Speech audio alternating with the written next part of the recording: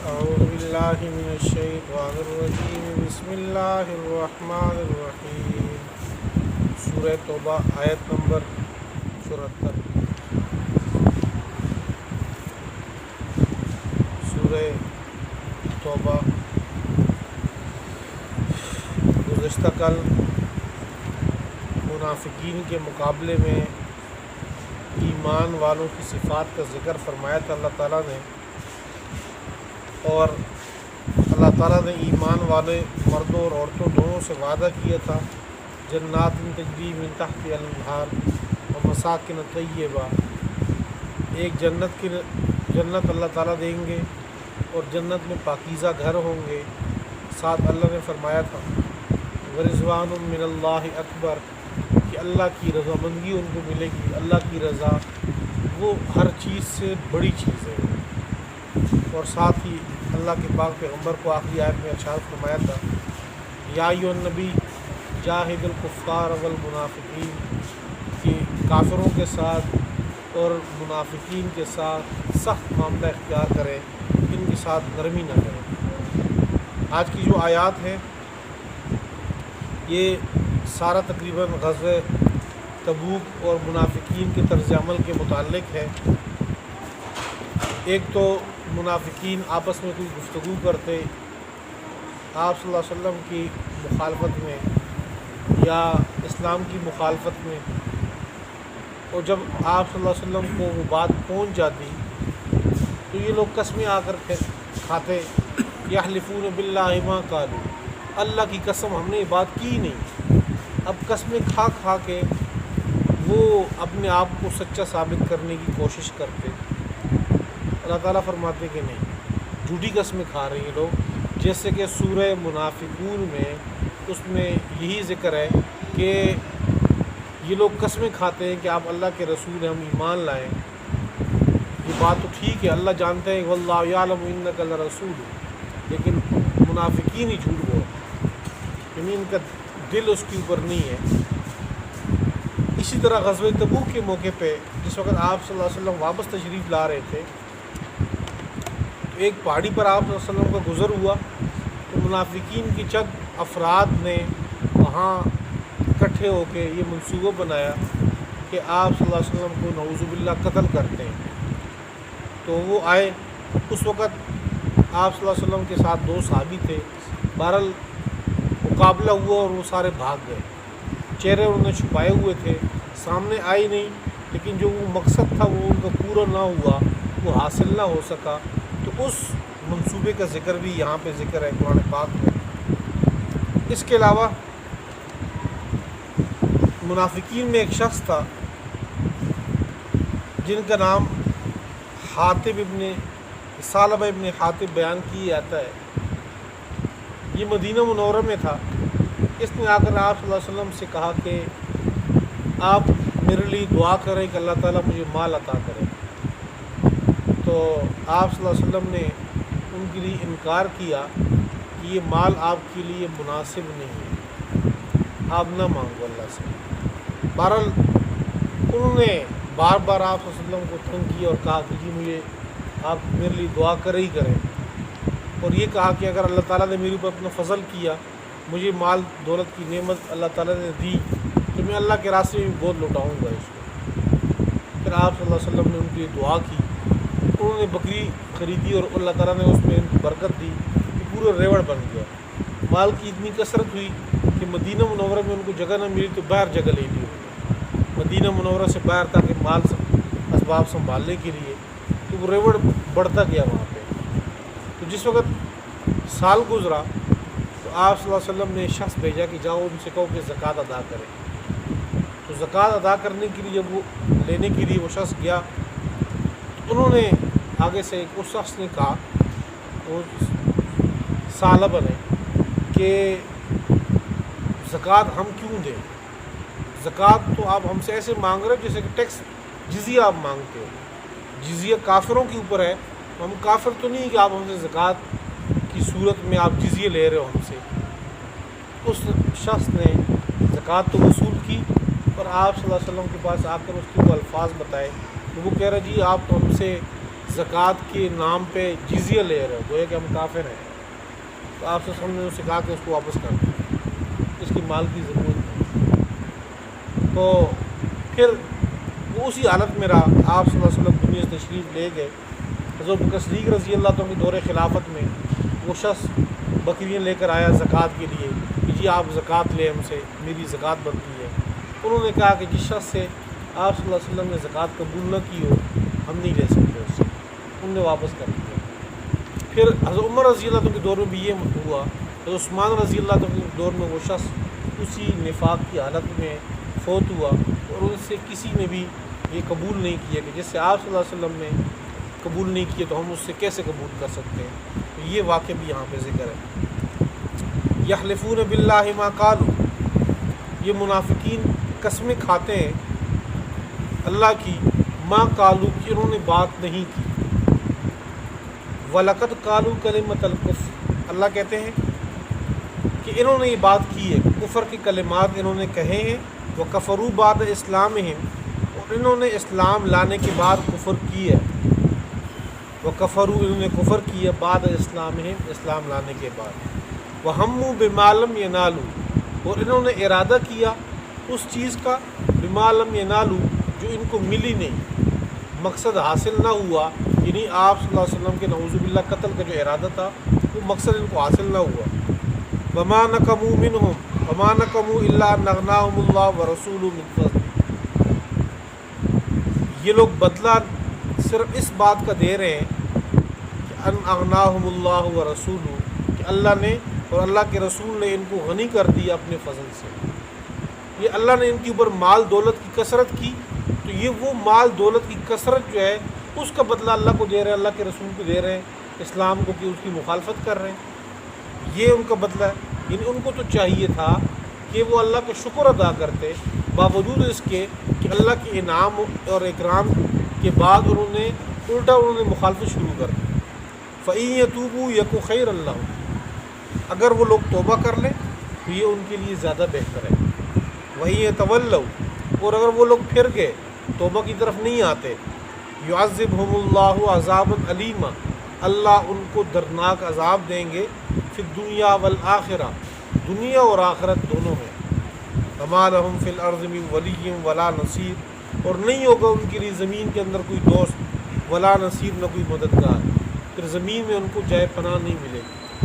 وَمِنْهُمْ مَنْ عَاهَدَ اللَّهَ، انہی منافقین میں سے بعض افراد ایسے بھی ہیں، من عاہد اللہ، جنہوں نے اللہ کے ساتھ وعدہ کیا تھا کہ لئن آتانا من فضلہ، اگر اللہ تعالیٰ ہمیں دے دے اپنے فضل سے مال و دولت، لنصدقن، ہم ضرور بضرور صدقہ کریں گے، ولنکونن من الصالحین، ہم ہو جائیں گے نیک لوگوں میں سے۔ فلما آتاہم من فضلہ، جب اللہ تعالیٰ نے ان کو اپنا فضل دیا، یعنی مال دی،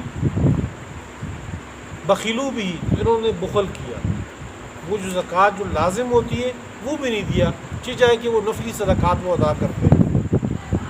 وتولوا، اور یہ لوگ پھر گئے، اطاعت سے پھر گئے، وہم مورزون، اس حال میں کہ یہ لوگ اعراض کر رہے تھے، اسلام سے منہ موڑ رہے تھے۔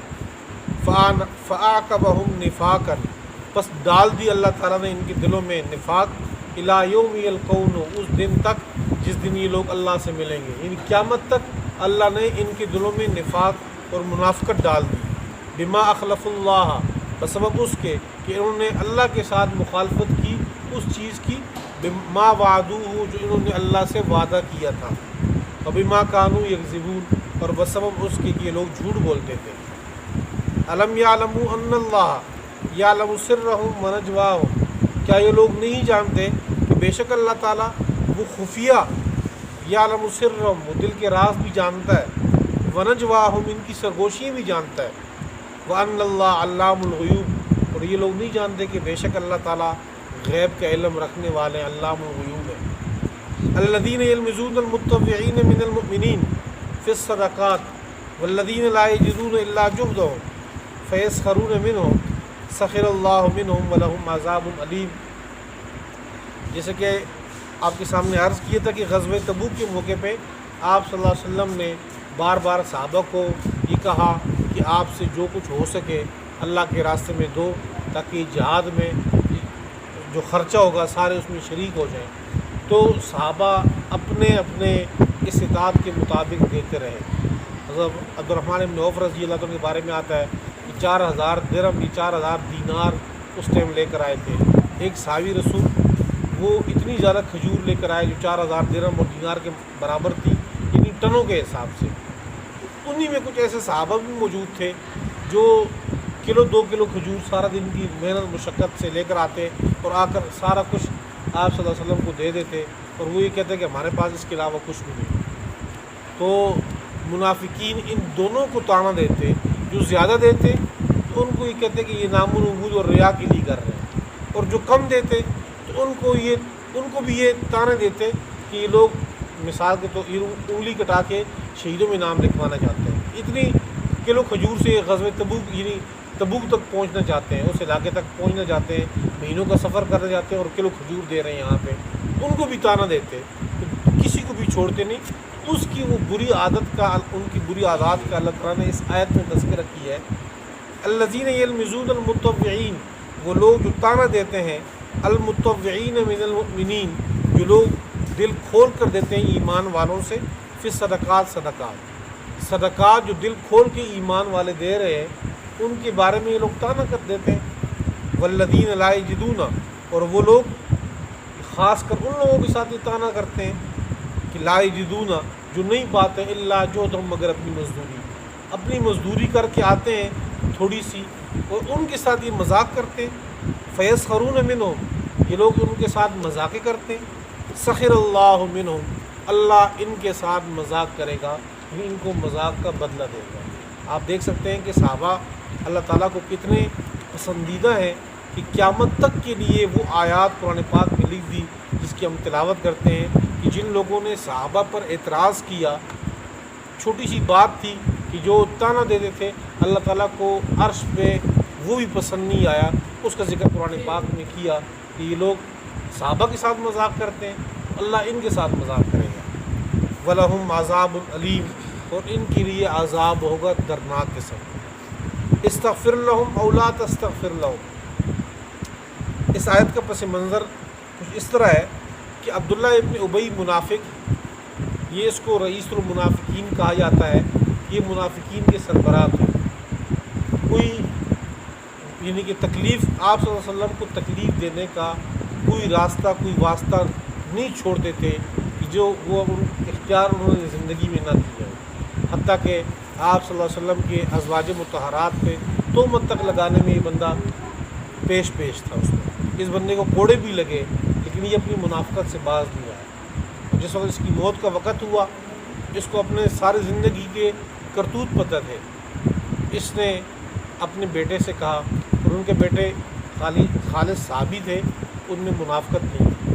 ان کو یہ کہا کہ جا کر آپ اللہ کے رسول سے کہیں اپنے جو آپ کے کپڑے ہیں وہ مجھے دے دیں، ان میں کفن دے دیں مجھے، شاید اللہ مجھے اپنے عذاب سے بچا لے اس طریقے سے. آپ صلی اللہ علیہ وسلم نے اپنے کرتا جو پہنا ہوا تھا وہی دے دیے کہ آپ اس میں کفن دے دیں کہ میرا اگر ایک امتی اللہ کے عذاب سے جہنم سے بچتا ہے تو ٹھیک ہے. اور اس کے بعد انہوں نے درخواست یہ کی تھی عبداللہ ابن ابی نے کہ آپ میرا جنازہ پڑھائیں.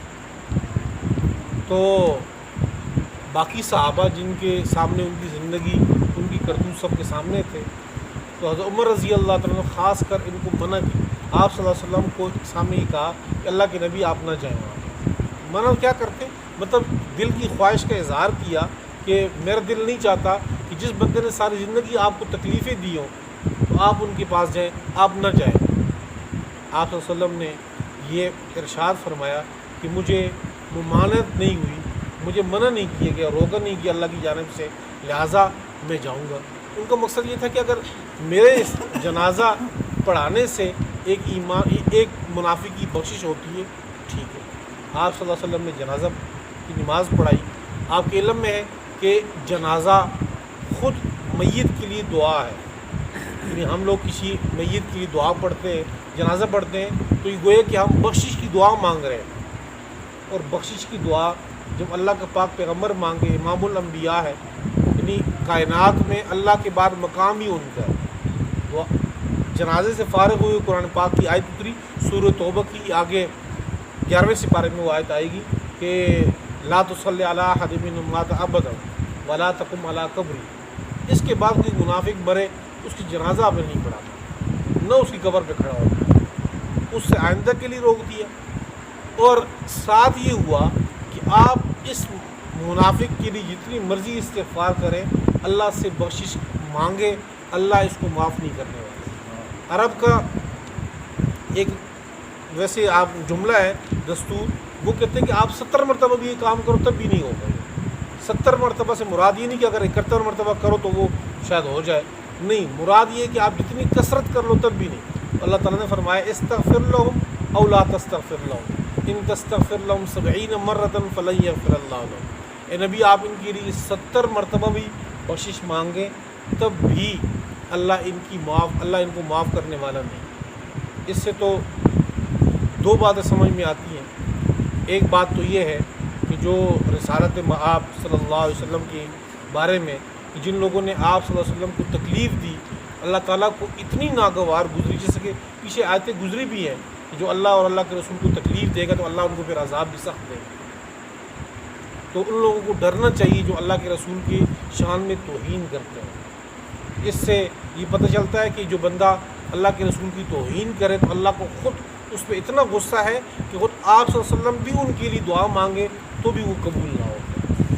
اور اس سے دوسری بات بھی یہ پتہ چلتی ہے اسی آیت سے کہ اللہ تعالیٰ نے تمام اختیارات اپنے پاس رکھے. بے شک ضرور ہے کہ ہم آپ صلی اللہ علیہ وسلم کی امت میں سے ہیں، اور یہ امت میں سے ہونا ہمارے لیے ایک سعادت ہے، لیکن یہ سعادت ہمیں تبھی نصیب ہوگی جب اپنے اندر ایمان کی کوالٹی موجود ہو، ایمان موجود ہو. اگر ایمان موجود نہیں ہے، دل میں منافقت ہو یا کفر ہو، تو پھر آپ صلی اللہ علیہ وسلم کی امت میں ہونا ہمارے لیے کام نہیں آئے گا. ابو جہل بھی، یہ عبداللہ ابن ابی بھی، یہ آپ صلی اللہ علیہ وسلم کا امتی بھی ہے. امتی ہونے کے ساتھ ساتھ انہوں نے آپ صلی اللہ علیہ وسلم کی قمیص مانگی، وہ بھی عطا ہوئی. انہوں نے کہا کہ آپ جنازہ پڑھائیں، وہ بھی اللہ کے پاک پیغمبر وہاں کھڑے ہو کے بخشش کی دعا مانگ رہے ہیں تو قبول نہیں ہو رہی. وجہ یہ نہیں ہے کہ آپ صلی اللہ علیہ وسلم، وجہ مسئلہ ان میں تھا کہ اللہ تعالیٰ نے یہ کہا کہ جو بندہ بغیر ایمان کے مرے گا اس کی بخشش نہیں. تو پہلے اپنے میں کوالٹی ہو، پھر آپ صلی اللہ علیہ وسلم سے شفاعت کی امید ہو، تو اللہ سے یہ دعا کرے کہ اللہ تعالیٰ میں ہمارا خاتمہ ایمان پہ فرمائے، قبر میں ایمان لے جائیں، تو پھر انشاءاللہ مجھے اور آپ کو آپ صلی اللہ علیہ وسلم کی بخشش بھی نصیب ہو جائے گی، ان کی جو سفارش بھی نصیب ہو جائے. تو یہ بڑی سعادت کی بات ہے. استغفر لہم، آپ ان کے لیے معافی مانگیں، او لا تستغفر لہم، یا ان کے لیے آپ معافی نہ مانگیں. ان تستغفر لہم 70 مرہ، اگر آپ ان کے لیے 70 مرتبہ بھی معافی مانگیں، فلن یغفر اللہ لہم، بس اللہ ہرگز ان کو معاف کرنے والے نہیں. ذالک بانہم، اور یہ اس وجہ سے کہ ان لوگوں نے کفروا باللہ ورسولہ، اللہ اور اللہ کے رسول کا انکار کیا، کفر کیا. واللہ لا یہدی القوم الفاسقین، اللہ فاسق قوم کو ہدایت نہیں